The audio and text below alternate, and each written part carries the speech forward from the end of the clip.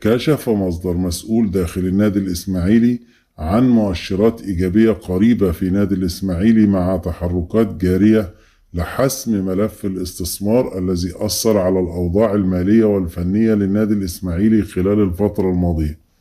وقال المصدر في تصريحاته: هناك حديث جاد عن توقيع الإسماعيلي مع شركة عربية مستثمرة، وإن هذه الشركة تتبع دولة الإمارات لتتولى الاستثمار في كرة القدم بالنادي الإسماعيلي.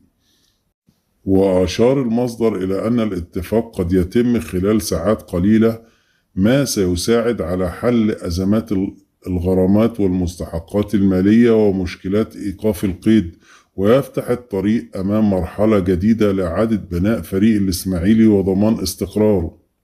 واختتم المصدر تصريحاته قائلا: أتمنى أن تتحقق هذه الخطوة قريبا، إذ أن جماهير الدراويش تنتظر هذا الفرج بفارغ الصبر، معربا عن أمله في أن تبدأ الأيام القادمة مرحلة إيجابية للنادي على جميع المستويات المحلية والأفريقية.